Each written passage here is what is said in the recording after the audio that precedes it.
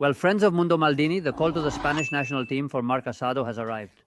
I have been saying for a while that logically, at the level Marc Casado is at, and considering that Rodri is not in the national team because he is injured for the entire season, taking into account that maybe Zubimendi will be the starting midfielder, I'm not saying he won't, although I believe Casado is in better form than Zubimendi. I think he is the great revelation of the league and is proving it match after match. However, Zubimendi can probably still be considered a starter in the national team without Rodri, but Marc Casado has undoubtedly earned his place in the national team. I want to analyze in this video, friends of Mundo Maldini, I want to analyze Casado, how Casado is playing, because it is evident that Casado had to be and is in the national team. The influence he is having both. In the Champions League with Barca, and in La Liga with Barca, because I believe he is the great revelation of the league championship and much more. In-depth analysis with Statsbomb on Casado. All right, let's go. Well, this is something Jude Bellingham always does, friends of Mundo Maldini. And here we have him very close. He looks up calmly, right behind, so that this is the camera that will focus on Gnabry. I am a Kimmich, one of my favorite players. I have no hesitation in admitting it that I am here, nor this player who is coming out now to inspect the field, to see if he greets any of the Barca players. Let's see, there may be some curiosity. Pablo Torre is also around. More will come. And here are the players inspecting. One of the classics of the champions is that many times we have to be careful because the irrigation system might not turn on. Well, let's go. Friends of Mundo Maldini, I have taken some screenshots first so we can see a bit of what Marc Casado's game is like, how he is doing everything. He is recovering, distributing, playing short, playing long, making goal passes, which is very important passes as well. Well, let's start with the natural position, logically, of Marc Casadó many times. Here we have it. This is the match against Madrid. Helping in the build-up because Barca tries not to lose the ball in the build-up, logically. Here we have him coming up to here. Pressured. In this case, I think it's Tchouaméni who is pressuring him up to there. Pressured by Tchouaméni, but receiving with his back and playing the ball with this four-man defense of Koundé, Pau Torres, Íñigo Martínez, and Balde. This would be Marc Casadó's natural position. Marc Casado is a player who likes to get to the final third. You will see some amazing stats later, but he likes to get to the final third. For example, let's look at a play where we clearly reach the final third.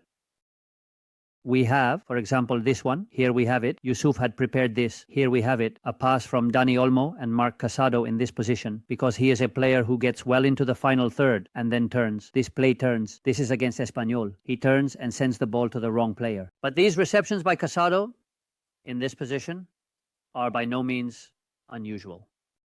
And then, of course, the ability to pass short and to pass long. Here we have another match against Madrid. Here we have it again, another play. Marc Casado receiving face-on with Pedri ahead and managing the team this way.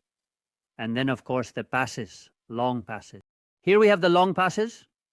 Then after we look at Statsbomb, which I want to delve into a bit, I want to show you how he really makes goal passes. But well, here is a long pass from Marc Casado to Rafinha, for example. Game changes. He has had everything in the championship so far. He has absolutely everything. I want us to take a moment to go to Statsbomb, friends of Mundo Maldini. What you are seeing is already Marc Casado. Let's see. I'm not going to compare him to last season, that's obvious. But I am comparing him to the rest of the league. This is the league. Then we will see in the champions with the rest of the league. Players in his position. You can see here that it clearly says midfielder radar. Well, Casado is in red. And the average of the league players in his position is in blue. Well, you can see the huge difference. In passes, look, in percentage of passes, he is far superior to the rest of the players in his position. In deep progressions, that is, in getting the ball to the final third, he is very superior, but very superior in assists. In goal assists, let's say he is very infinitely superior. Here you have it.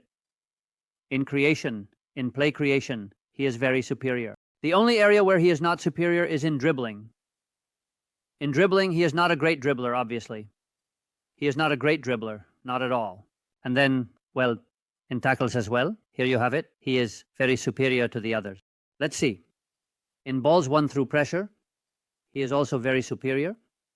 That is clearly very superior to the rest of the midfielders.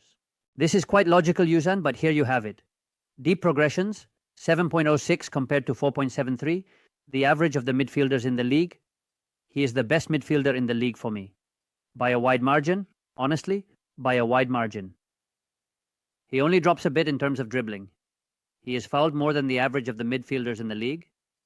He recovers many more balls under pressure than the rest of the midfielders in the league, I insist. In tackles many more than the rest of the midfielders you send.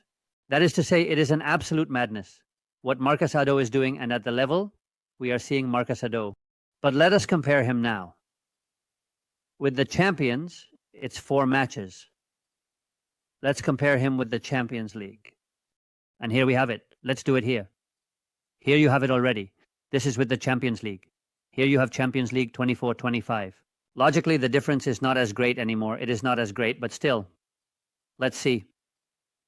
In red. The rest of the midfielders in his position in the Champions this season. Well, to start with, the average age of players in that position is 29 years and he is 21. That's to start talking. But here you can see obviously the level rises here. The pass still has a higher percentage per 100 passes than the average in the Champions League. Progressions in depth are also higher than the Champions League average. And he is quite similar in terms of goal assists or goal plays. Better said, in creation. Also significantly more in dribbling. Logically, we have seen before that he has almost no dribbles. So just a little more, but there isn't a big difference because midfielders in the Champions League aren't great dribblers, logically. But well. And here, notice again, of course, this has a lot to do with the way Barca plays. But in terms of winning pressure, recovered balls from pressure are much higher than the average. And pressure is much higher than the average, meaning he gets fouled much more than the average, which is logically related to the level of Barcelona. That is very evident. But I believe that all of this is making us see that he is one of the greats, surely the breakout midfielder in European football as such. He is a player who likes to reach the final third of the field, and above all, has also shown in this championship to be a great passer in this league. Being a great passer, because we are going to see 2 examples that you all surely have in mind, is that when he reaches a position in the final third, he has to be closely watched because he is a player capable of delivering a pass like this one, when he is not closely guarded. Perfect pass to Robert Lewandowski. This is the 0-1 from the match at the Bernabeu that you all remember perfectly. Lewandowski's run, Mendy breaks the offside, who we have here, 2009, and Marc Casadó, who makes the perfect pass to Robert Lewandowski. He is a great passer, and with even more difficulty, this pass, for example, from the other day, that is a goal for Barca against Espanyol, a goal by Rafinha. Notice this pass is much more complicated, but still, ball into space, perfect pass into space, and Rafinha who makes the run, and as soon as you are not closely marking him, he can deliver the assist for the goal. Here we have it. It is something that logically the midfielders who will face him both in the league and in the Champions League will also be learning.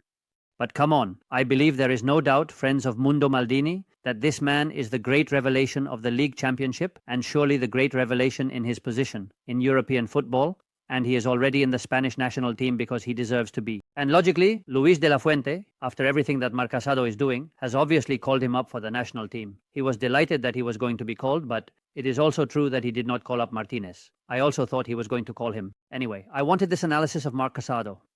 Let's see how he performs from now on, how Marc Casadó works, because he is being truly spectacular. A hug. Bye.